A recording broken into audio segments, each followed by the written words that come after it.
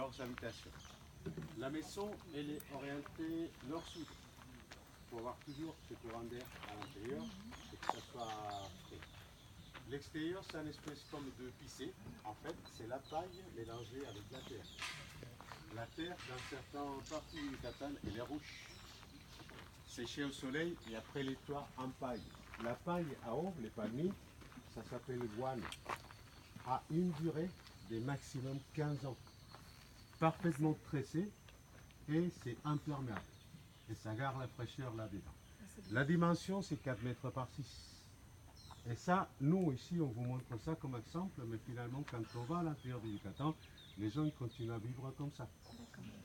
Et ils sont rien de meubles dedans. Ils sont rien de meubles dedans parce qu'ici, il fait chaud. Là, pour l'instant, ça va. Attendez une demi-heure après, vous verrez comment ça chauffe. Et il ne dort pas tout à fait dans le lit. Parce que le fait de dormir dans le lit, il faut avoir déjà la ventilation, plus de ventilation, d'avoir la clim, parce que finalement, le matelas, c'est chaud.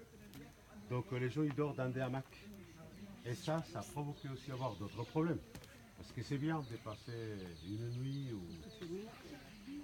Et après toutes les nuits, il y a la colonne vertébrale qui commence à avoir des déformations. Des dents, c'était juste pour dormir. Il n'y avait pas d'attractivité. Donc leur façon, comment ils construisaient, c'était 4 maisons comme ça, et une autre petite qui servait comme cuisine pour faire à manger. Et comme ça, c'est la famille qui était là autour. Et par 4, toujours par 4. De la même manière qu'on voyait à Uxmal, qu'on voyait à Monte Albán, qu'on voyait à Teotihuacan, les patios au centre, et après les chambres qui étaient autour. Venez voir comment c'est frais dedans.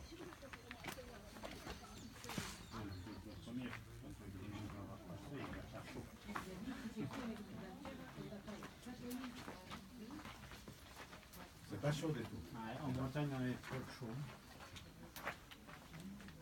Ah oui, en plus, là-haut, courant d'air. Il y a les courants d'air, c'est de partout. La porte, le mur ne sont pas fermés. Il y a un espace qui est ouvert, donc ça fait de l'air comme ça fait de l'air comme ça. Et en plus, sur les hauts, la façon de les tresser, ça fait une espèce comme des trous sur les côtés, et ça permet encore avoir un courant d'air. Donc c'est frais là-dedans. Et là, par exemple, les gens qui sont là, ils sont pas besoin de frigo, parce qu'ils mettent tout à hauteur pour que ça soit plus frais. C'est-à-dire la chaleur dans les maisons, comme je vous avais montré sur Campeche, les toits ils sont très hauts.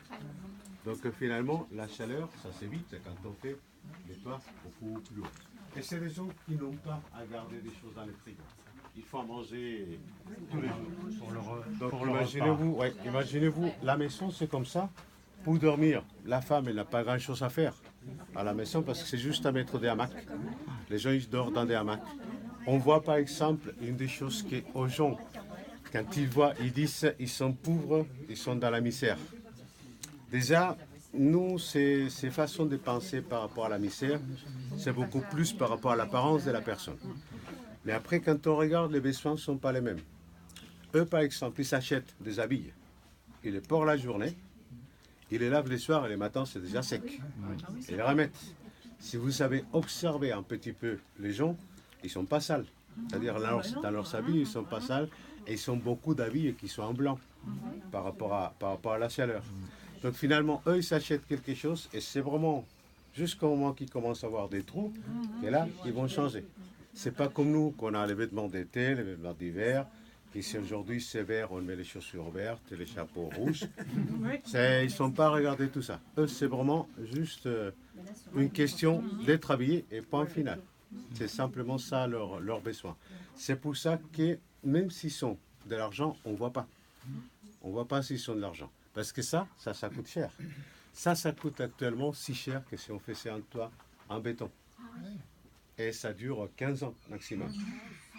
Donc malheureusement, actuellement, il y en a très peu de gens qui cultivent ces palmiers. Parce que ça se perd, parce que c'est l'État qui les a imposés, qu'au lieu d'avoir le sol comme ça, et ça c'est un peu normal, ça soit en ciment. Parce que là, c'est avec l'humidité, s'il y a quelque chose qui tombe et tout ça, au point de vue santé, il va y avoir un ciment. Mais ils sont appris à faire les ciments, ils sont appris à faire les briques.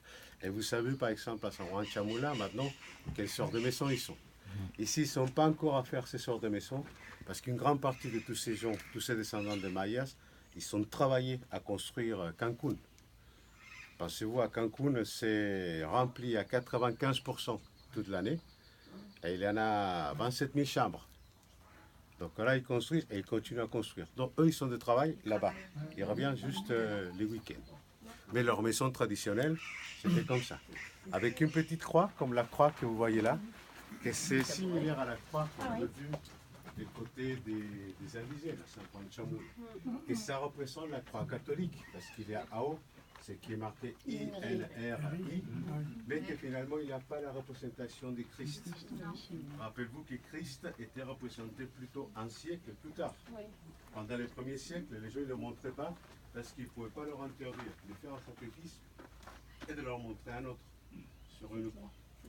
Bueno, comme ça, vous avez une des choses de plus, ou au moins on a une idée de comment les gens vivaient. Après, on va dans l'espace toujours sacré dans lequel ils faisaient leur cérémonie.